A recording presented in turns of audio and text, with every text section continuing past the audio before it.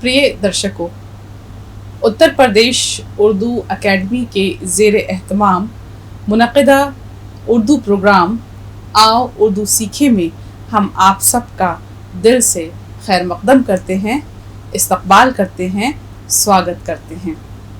जैसा कि हम सब जानते हैं कि इस प्रोग्राम का मकसद आपको और हमें उर्दू सीखना है, यानी वो शीरीं और मीठी ज़बान कि जो सबके दिलों में राज करती है। उस ज़बान को सीखने के लिए हमने मुख्तलिफ़ तरीक़े इख्तियार किए हैं।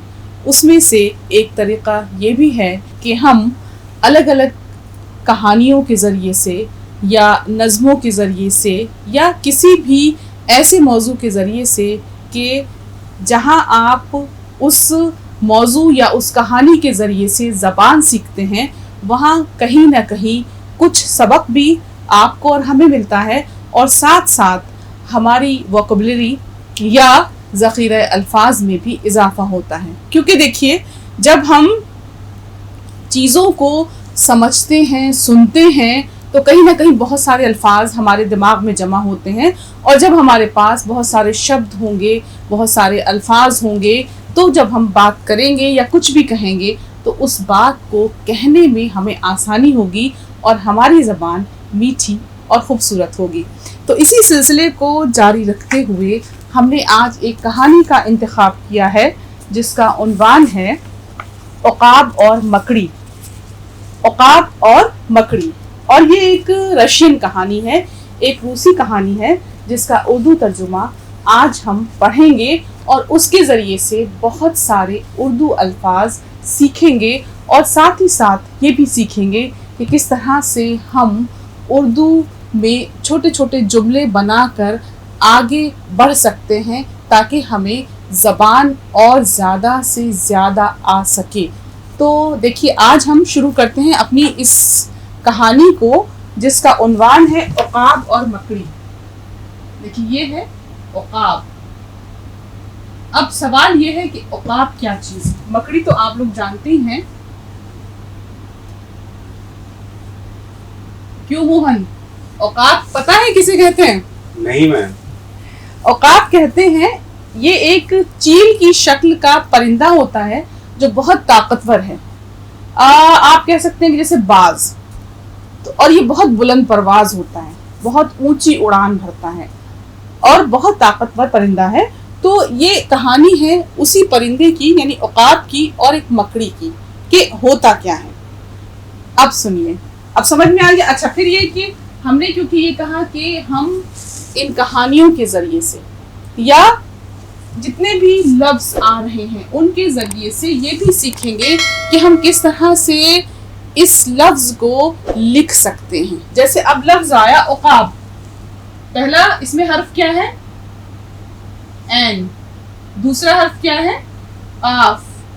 तीसरा हर्फ है अलिफ। चौथा हर्फ है बे।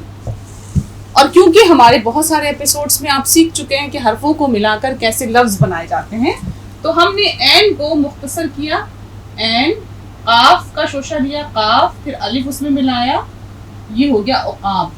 फिर बे लिया, एन पेश ओ, काफ अलिफ ज़बर का और बे साकिन उक़ाब। और फिर और तो आपके सामने क्लियर है ही, मकड़ी, मीम प्लस काफ प्लस रे और छोटी ये मकड़ी। और हमने इसको मुख्तसर इस तरह से किया, मीम काफ और रे, मकड़ी। मीम काफ ज़बर मक, रे ज़िरड़ी, मकड़ी। तो बहरहाल आज का हमारा उन्वान या आज का हमारा मौजू है उक़ाब और मकड़ी।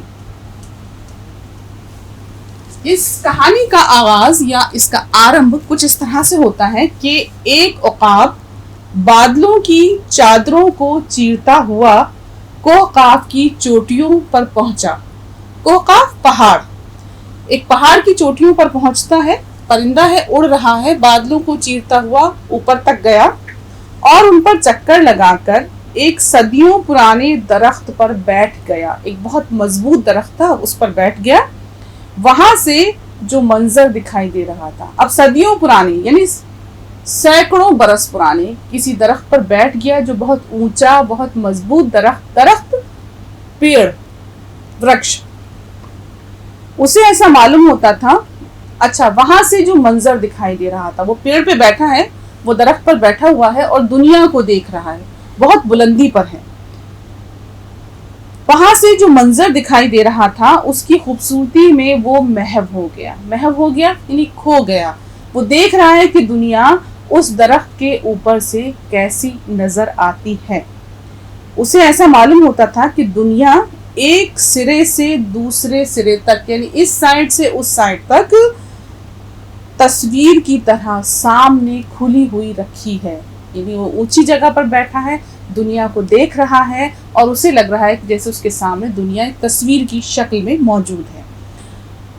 अब उसके बाद कहीं पर दरिया मैदानों में चक्कर लगाते हुए बह रहे हैं। अब देखिए तस्वीरें किस तरह से उसके सामने है, तस्वीर, पिक्चर, जो देख रहा है वो कहीं पर दरिया मैदानों में चक्कर लगाते हुए बह रहे हैं, कहीं पर झीलें और कहीं दरख्तों के कुंज फूलों से लदे हुए हैं, बहार की पोशाक में रौनक अफरोज हैं।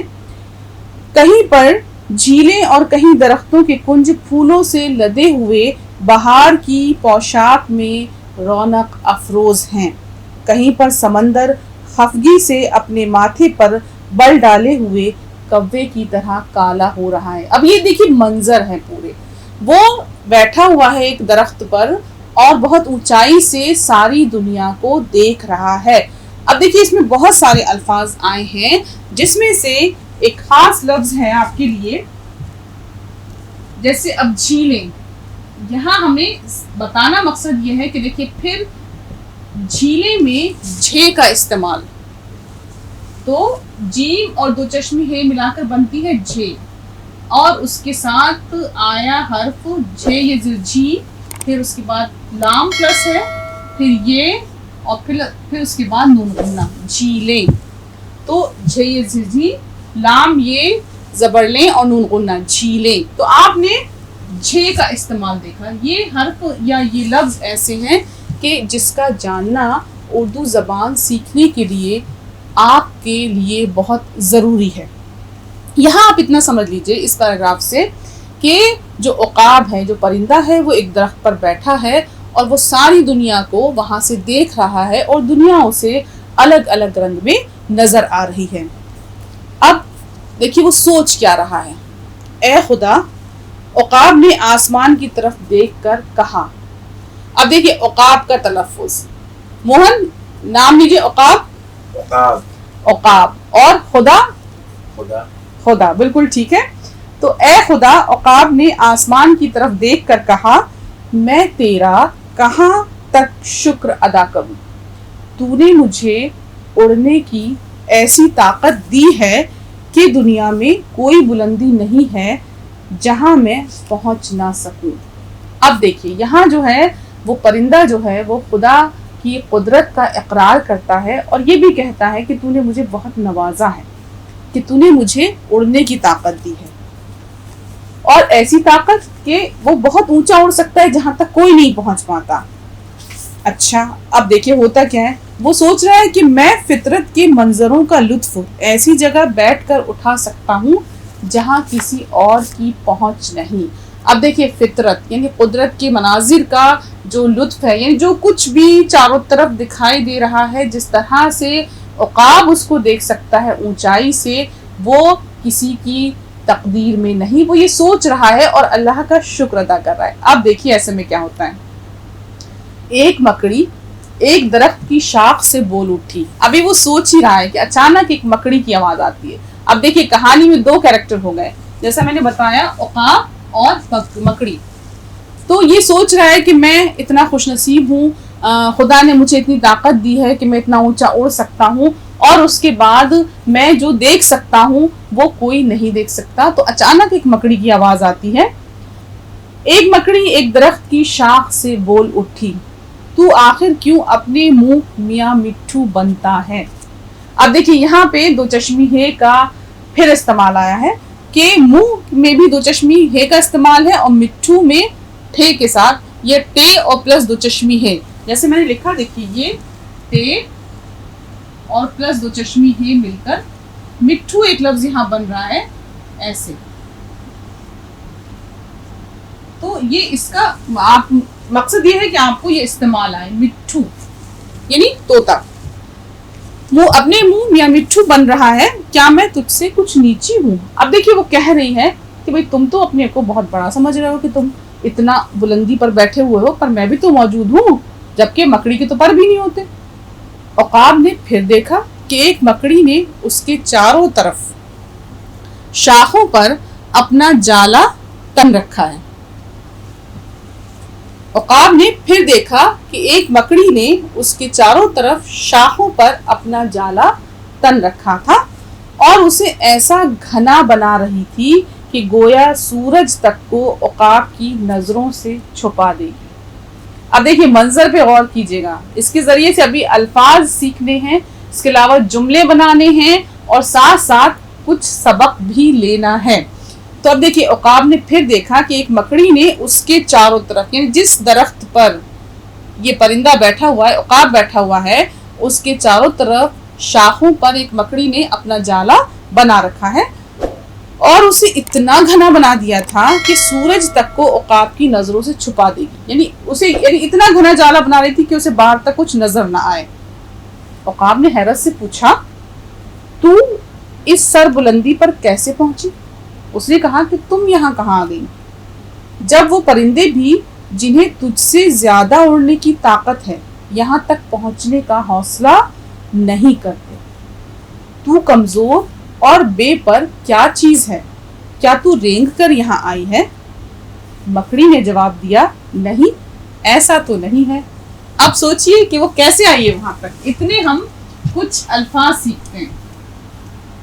اب ان دونوں میں جو بات چیت ہو رہی ہے, آپ لوگ دماغ لگائیے کہ مکڑی جو ہے وہ وہاں تک کس طرح سے پہنچی.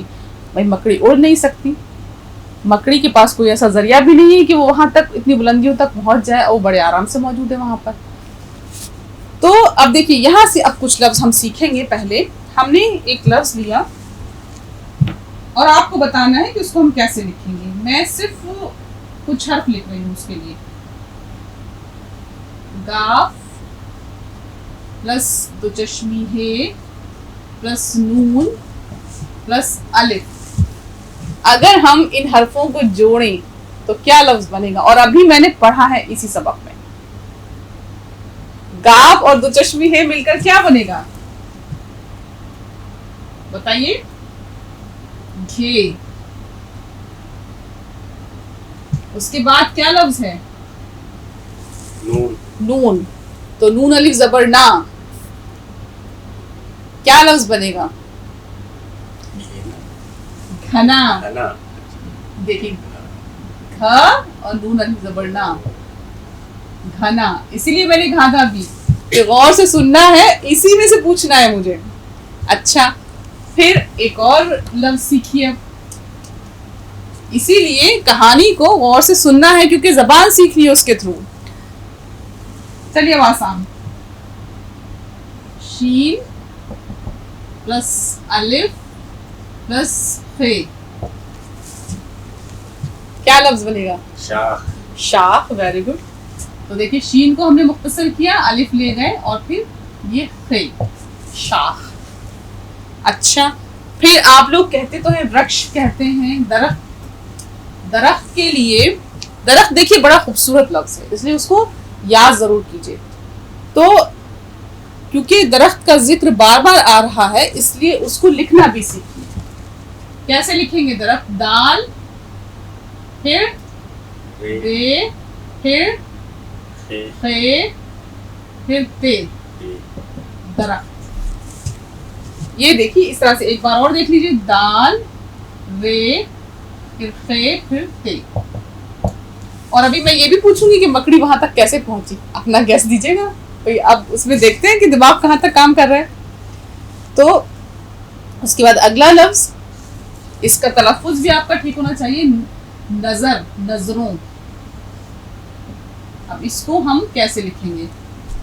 الگ کریں گے. نون پلس زوئے پلس رے پلس واو اور نون غنہ نظروں.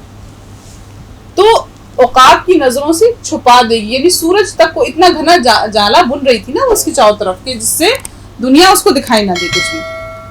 اچھا اب میرا سوال یہ تھا کہ وہ پہنچی کیسے وہاں تک؟ کون بتائے گا؟ اس کے بعد ایک جملہ بنانا ہے. چلیے ہم یہی پوچھ لیتے ہیں، مکڑی کا جملہ بنائیے. یہ ہم نے لکھا لفظ یہاں اور مکڑی کو جملے میں استعمال کریے. کیا اس کے لیے جملہ بن سکتا ہے؟ مکڑی پیڑ پر جالا بن گئی. چلیے مکڑی ٹھیک ہے مان لیتے ہیں، مکڑی پیڑ پر جالا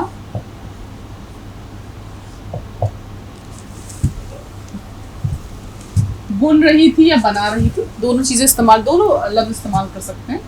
اب آپ نے کیونکہ بن بتایا تو میں نے اس کی بن رہی ہے کر دیتے ہیں. یہ ایک جملہ ہو گیا. اس کے بعد ایک اور جملہ بتائیے. کمزور. اچھا کمزور کی ریڈنگ بھی ذرا کر دیجیے گا جملہ بتاتے وقت. کمزور، اس کو جا نہیں پڑھنا ہے. کمزور. کمزور ٹھیک. اب بتائیے اس کا جملہ. کمزور، رام بہت کمزور ہے. کس چیز میں؟ ایسے ہی کہتے ہیں. موہن بہت کمزور ہے. دیکھیں کیونکہ ہم نے چھوٹے چھوٹے جملے ہمیں بنانے ہیں اس لیے میں نے لکھ دیا ہے، باقی تو آپ کچھ بھی اس میں ملا سکتے ہیں. اچھا اب دیکھیے عقاب نے اس سے پوچھا کہ تو یہاں کیسے آئی ہے، تو میں نے سوال یہ پوچھا تھا کہ آپ لوگ بتائیں گے کہ وہ کیسے وہاں پہنچی. کوئی آئیڈیا ہے؟ نہیں. پھر بھی کچھ تو ہوگا. اپنے جالے کے سہارے پہنچی ہوگی. آسمان تک جالا، زمین سے آسمان تک جالا کیسے نہیں جائے گا؟ چلیے خیر اب یہ آپ کو مصنف خود ہی بتا دیں گے. کہ عقاب نے حیرت سے پوچھا تو اس سربلندی پر کیسے پہنچی جب وہ پرندے بھی جنہیں تجھ سے زیادہ اڑنے کی طاقت ہے یہاں تک پہنچنے کا حوصلہ نہیں کرتے. تو کمزور اور بے پر، یعنی پر بھی نہیں ہے تیرے، کیا چیز ہے؟ اس نے کہا کہ تو مطلب ظاہر سی بات ہے کوئی بھی ہو حیرت زدہ ہو ہی جائے گا کہ مکڑی وہاں تک کیسے پہنچ گئی. تو بے پر کیا چیز ہے؟ کیا تو رینگ کر یہاں آئی ہے؟ اس نے کہا کہ تو رینگتی ہوں یہاں تک آ گئی ہے. مکڑی نے جواب دیا نہیں ایسا تو نہیں ہے. اس نے کہا کہ نہ میں اڑ کر آئی ہوں اور نہ میں رینگ کر آئی ہوں، پر تو ہے ہی نہیں اس کے. اب پھر اس نے پھر پوچھا عقاب نے، کیونکہ وہ حیرت زدہ ہو گیا، پھر تو یہاں کیسے آ گئی؟ جب تو، اب دیکھیے مکڑی جواب دے رہی ہے، جب تو اڑنے لگا تھا میں تیری دم سے چپک گئی. اسے کہتے ہیں ترکیب. جب تو اڑنے لگا تھا میں تیری دم سے چپک گئی اور تو نے خود مجھے یہاں پہنچا دیا، لیکن میں یہاں تیری مدد کے بغیر ٹھہر سکتی ہوں. اور کیجیے گا پوچھوں گی اس سے کیا سبق ملتا ہے. لیکن میں یہاں تیری مدد کے بغیر ٹھہر سکتی ہوں اور اس لیے میری گزارش ہے کہ تو اپنے آپ کو بیکار بڑا ظاہر نہ کر اور سمجھ لے کہ میں بھی تو آ گئی یہاں تک. وہ اس کو کہہ رہی ہے کہ تو مت سوچ کہ تو یہاں پر اگر اڑ کر آیا ہے، تیرے پروں میں دم تھا، تو آ گیا یہاں تک، قدرت نے تجھے یہ صلاحیت دی ہے، لیکن دیکھ میں بھی یہاں تک آ گئی اور آ گئی تیری دم سے لٹک کے یا جیسے بھی آئی. اس نے کہا نا کہ تو نے خود مجھے یہاں پہنچایا، اس کی دم سے چپک کے آ گئی ہے. اور اس کے بعد یہ کہہ رہی کہ اب میں تیرے بغیر یہاں ٹھہر سکتی ہوں. اتنے میں اب دیکھیے یہ کلائمیکس ہے. اب پھر دیکھیے دو تین لفظ آئے یہاں پر، دو چشمی ہے کہ کس طرح سے ٹھہر تھے تے پلس ہے اور پلس رے ٹھہر. پھر اسی طرح سے دیکھیے پھے کا پے پلس دو چشمی ہے اور پھر رے پھر. تو وہ کہہ رہی ہے کہ اب میں تیرے بغیر یہاں ٹھہر جاؤں گی، اب تو یہ مت سوچ کہ تو ہی سب کچھ ہے. پھر کیا ہوا؟ اب ہے کلائمیکس. اتنے میں ایک طرف سے ہوا کا तेज झोंका आया और उसने मकड़ी को उड़ाकर जमीन पर गिरा दिया। अब इससे क्या सबक मिलता है? अब देखिए आप लोग कैसे बता पाते हैं। मुसन्निफ बताएंगे, लेकिन आपसे पूछना है मुझे। भाई वो तो कह रही थी कि मैं तो ठहर सकती हूँ और तुम अपने को बड़ा साबित मत करो, मैं तुम्हारे बगैर भी यहाँ रुक जाऊंगी। मैं यहाँ मुझमें इतनी ताकत है कि मैं यहाँ इस दरख्त पर जो है रुक सकती हूँ। पर हवा तेज चली, हवा का झोंका आया और वो जमीन पर गई। तो इससे क्या सबक मिलता है, क्या सीख मिलती है? जिसके सहारे से वहां तक पहुंची थी वो उसी से बड़ी बड़ी बातें कर रही थी, इसलिए वो नीचे आ गई। देखिए यहाँ मुसन्निफ कह रहे हैं, मेरा ख्याल है, और ये मुसन्निफ के अल्फाज हैं, मेरा ख्याल है और आपको भी मुझसे इत्तेफाक होगा कि दुनिया में हजारों लोग हैं जो उस मकड़ी से बहुत मुशाबे हैं। मुशाबे मतलब उसके जैसे हैं, मकड़ी के जैसे हैं। यानी हजारों तादाद में, हजारों की तादाद में ऐसे लोग हम इंसानों में मौजूद हैं। सबक यही है, हजारों की तादाद में लोग ऐसे हैं जो उस मकड़ी के जैसे हैं। ऐसे लोग बगैर किसी काबिलियत के और मेहनत के किसी बड़े आदमी की दुम में लटक कर किसी बुलंदी पर पहुंच जाते हैं और फिर ऐसा सीना फुलाकर चलते हैं कि गोया खुदा ने उनको औकाब की सी क़ुव्वत बख्शी है। यानी यहाँ मुसन्निफ ये कह रहे हैं कि हम इंसानों के दरमियान बहुत सारे लोग ऐसे हैं कि जो दूसरों की दुम में लटक कर, यानी दूसरों के सहारे से बुलंदी तक पहुंचते हैं और उसके बाद अपना कॉलर ऊंचा करते हैं और ये कहते हैं कि आई एम द बेस्ट, मुझसे बड़ा तो इस दुनिया में कोई नहीं है। तो ऐसे लोगों का हश्र वही होता है जो उस मकड़ी का हुआ। सोचते जरूर हैं कि खुदा ने उनको औकाब की सी कुव्वत बख्शी, यानी मकड़ी तो यही सोचने रही थी ना कि मैं आ तो गई उसकी दुम में लटक के, और सोचा कि मैं भी उससे ज्यादा हो गई, अब मैं यहाँ टिक जाऊंगी, मैं रुक जाऊंगी, लेकिन हवा ने उसको गिरा दिया। मगर जरूरत सिर्फ इसकी है कि कोई उनको जरा फूंक मारे तो वो अपने जामे समीत फिर जमीन पर पहुंच जाते हैं। तो ये मिसाल हम इंसानों पर भी लागू होती है। मुसन्निफ यही कह रहा है यहाँ पर कि वो लोग कि जो दूसरों के बल पर या दूसरों के कंधों पर सवार होकर तरक्की करते हैं, एक वक्त ऐसा आता है कि वो सीधा जमीन पर गिरते हैं। क्यों? क्योंकि देखिए, कुदरत ने हमें जो सलाहियत दी होती है, अगर हमने उसको काम में नहीं लाया या हमने अपनी सलाहियतों को मेहनत करके नहीं निखारा, तो कभी भी हम किसी बड़ी जगह पर नहीं पहुंच सकते। और अगर हम किसी तरह से, जैसा कि होता भी है कि हमने दूसरों का सहारा लेकर किसी बड़ी जगह पर स्टैंड भी कर लिया, यानी हम खड़े भी हो गए किसी बड़े ओहदे पर, तो आप देखिएगा कि जब सामना करने का वक्त आता है उस वक्त हम सामना नहीं कर सकते हैं। क्यों? क्योंकि हमें वो सलाहियत ही नहीं है। तब फिर हम उसी जगह पर आ जाते हैं। या अगर खड़े भी रहते हैं, हम लोग इंसान हैं, बहुत सारी तरकीबें लड़ा भी लेते हैं, खड़े भी रहते हैं, तब भी ना तो हमें वो इज्जत मिलती है, ना हमें वो काबिलियत होती है कि जैसी कि औकाब में थी। तो कुदरत सलाहियत देती है। यहाँ मुसन्निफ ये कह रहा है, खुदा ने हम सब में कोई ना कोई खूबी रखी है, शर्त ये है कि उसको हम मेहनत करके, जद्दोजहद करके निखारें, उसको संवारें, और फिर जो जगह हमारी बनती है वही हमारी असली जगह होगी। किसी और के कंधे पर रखकर अगर बंदूक चलाएंगे तो जाहिर सी बात है, आप समझ सकते हैं कि क्या होगा। तो मकड़ी ने यही किया कि वो औकाब की दुम में लटक कर उसने ऊपर तो पहुंच गई पर जल्दी ही गिर भी गई। तो ये सबक है हम इंसानों के लिए कि हमें जो कुछ करना है, कुदरत ने हमें जो सलाहियत बख्शी है उसको निखार कर और मेहनत करके ही हमें अपने को आगे पहुंचाना है।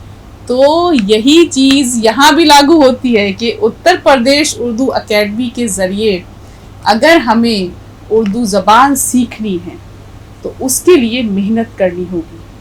نہ صرف یہ کہ تھوڑا تھوڑا کر کے لکھنا پڑھنا سیکھنا ہوگا بلکہ اپنے ذخیرہ الفاظ یا ووکیبلری میں بھی اضافہ کرنا ہوگا تاکہ ہمارے پاس اگر بہت سارے الفاظ جمع ہیں تو جب ہم کہیں بھی کھڑے ہو کے چاہے بھاشن دیں, چاہے تقریر کریں, چاہے اسپیچ دیں یا کچھ بولیں تو ہمارے پاس ڈھیر سارے الفاظ اگر ہیں تو ہم بغیر کسی جھجک کے خوبصورت الفاظ کا استعمال کریں گے, تلفظ اچھا ہوگا اور بیچ بیچ میں اگر اشعار بھی لے آئیں گے تو بھائی سونے پہ سہاگا ہوگا. اور یہی اردو اکیڈمی کا مقصد ہے کہ آپ ہمارے اس پروگرام کے ذریعے سے اسی طرح سے اردو سیکھ سکیں.